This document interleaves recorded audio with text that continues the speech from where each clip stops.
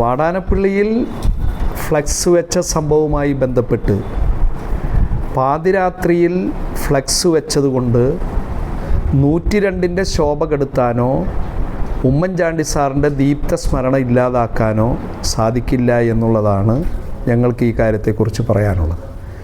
Marxist പാർട്ടിയുടെ ജീർണതയുടെ മുഖമാണ് നമുക്ക് കാണുവാൻ സാധിച്ചത്. ഒരു ഉത്തരവാദിത്തപ്പെട്ട CPM പ്രവർത്തകനാണ് ഈ കാര്യം ചെയ്തത്. അവിടുത്തെ ബ്ലോക്ക് പഞ്ചായത്ത് മെമ്പറായ ഷൈന മുഹമ്മദിൻ്റെ ഭർത്താവാണ്. ഇത്രയും ഉത്തരവാദിത്തപ്പെട്ട ഒരു വ്യക്തി എന്ന് മാത്രമല്ല, അവരുടെ CPMൻ്റെ വാട്സാപ്പ് ഗ്രൂപ്പിൽ അദ്ദേഹത്തിൻ്റെ ഓഡിയോ സന്ദേശവും വന്നിട്ടുണ്ട്.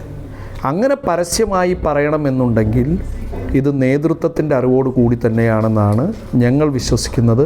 ഈ കാര്യത്തെക്കുറിച്ച് CPMൻ്റെ നേതൃത്വം അവരുടെ നിലപാട് വ്യക്തമാക്കണം. 10 വർഷത്തെ ഭരണത്തിൽ മനംനൊന്താണ് പിണറായി വിജയൻ്റെ സർക്കാരിനെ ജനമനസ്സുകളിൽ നിന്ന് തള്ളിവിട്ട് തെരഞ്ഞെടുപ്പിൽ തോൽപ്പിച്ചത്. ഇനിയെങ്കിലും CPM ഇത്തരം കാര്യങ്ങളിൽ നിലപാട് വ്യക്തമാക്കിയില്ലെങ്കിൽ സംസ്ഥാനത്ത് തന്നെ CPM പൊടി പോലും ഇല്ലാത്ത സാഹചര്യത്തിലേക്ക് കടന്നു പോകുമെന്ന കാര്യത്തിൽ ഞങ്ങൾക്ക് സംശയമില്ല. അതുകൊണ്ട് ഈ കാര്യത്തിൽ CPM നിലപാട് വ്യക്തമാക്കണം. മാത്രമല്ല, ഇത് ഇത്തരത്തിലൊരു ബോർഡ് വെച്ചതിലൂടെ അദ്ദേഹം തന്നെ പറയുന്നുണ്ട്, നമ്മളുടെ ശത്രുപക്ഷത്തുള്ള അവിടെ ഒരു വിപ്ലവം സൃഷ്ടിക്കാനാണ്.